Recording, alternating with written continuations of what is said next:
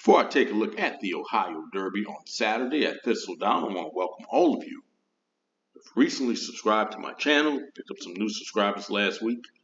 Welcome to the channel and thank you for subscribing. I truly appreciate it. Let's take a look at race number 13 on Saturday at Thistledown. And it's the Grade 3 Ohio Derby. It's a mile and an 8 with a purse of $500,000. Let's take a look at the field.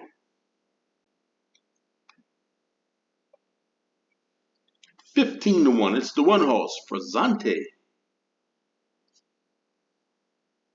His only win, well, it's against the maidens. Now, good news is that, well, he's shown some improvement in speed figures his last few races. Bad news, still not fast enough. He's got to run much faster than that. You're getting 15-1 on the one horse, Frizzante. He does do a pretty good job of hitting the board.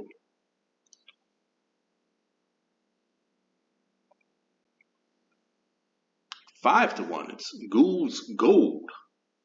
Trained by Ken McPeak, ridden by Brian Hernandez. Same connections of Mystic Dan and Torpedo Anna. In his 3-year-old debut, broke his maiden at Oaklawn Park, winning by a head. They stepped him up in class, ran him in a stakes race where he finished third, the distance of a mile and an 8. Next time out, Mr. Barton, and he had the lead in the stretch in that one. Kind of idled a little bit in the stretch. Looked like he was going to pull out the win in that race. Corporate Power beat him by a nose. Getting 5-1 on the 2 horse. Gould's Gold.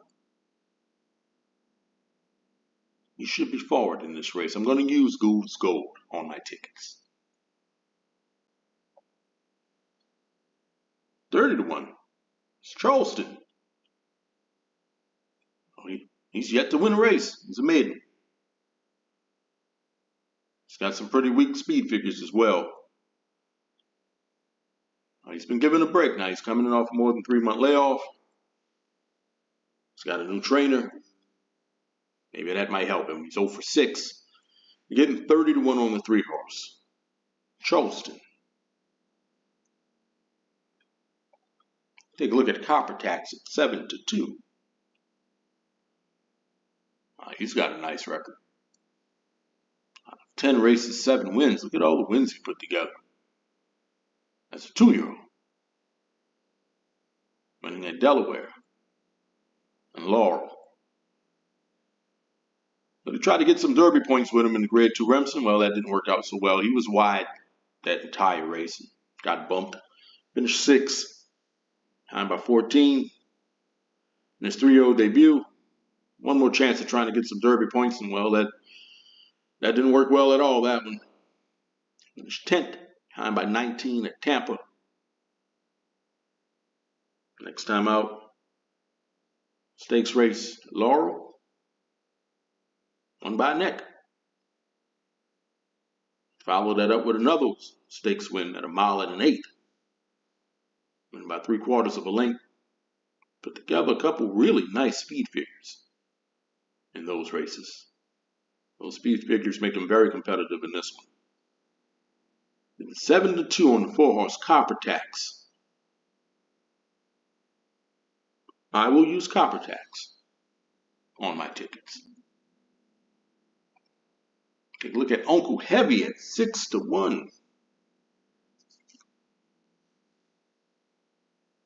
Broke his maiden at Parks. A couple races after that, won a stakes race at Parks. And at Aqueduct, well, he became a Grade 3 winner, winning the Wither Stakes.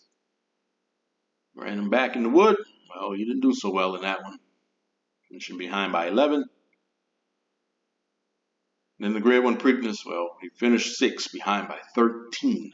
He's put together a couple of back-to-back disappointing races. Getting 6-1 on the 5 horse, Uncle Heavy.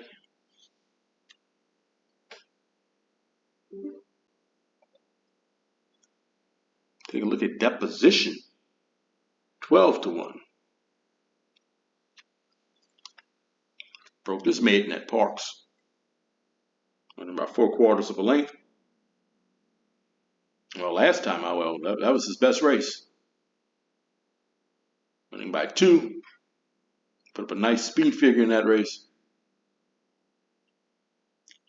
This is a quick turnaround for that position. His trainer, Ryer St. Louis. 2024, he has an 8% win rate. Getting 12-1 on the 6 horse. That position. 20-1. 7, Who's the King? Sappy Joseph took over a couple races back, and he was able to break his maiden. He broke it impressively, winning by 7 1/4. Next time out, against Start Allowance. Churchill, he was a big disappointment. He was about 5-2 in that race. Finished 6th, behind by 8 3/4. Getting 20-1. 7 horse, Who's the King? Take a look at a horse that I know all too well. It's Catching Freedom. I have used him on my tickets in every race that he's competed in this year, including picking him to win a few times. Picked him to win the Smarty Jones. Picked him to win the Louisiana Derby. Picked him to win the Kentucky Derby too. Finished 4th in that race, behind by a length and 3/4. His trainer Brad Cox, well, he's won this race twice. His jockey Luis Saez, out of 5 races at Thistledown, he's won 3. He's 3 for 5 at the track. Lifetime. Get 9-5 on 8 horse Catching Freedom. I think he's definitely the horse to beat in this race.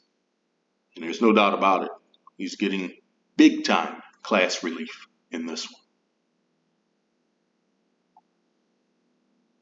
I will use Catching Freedom on my tickets.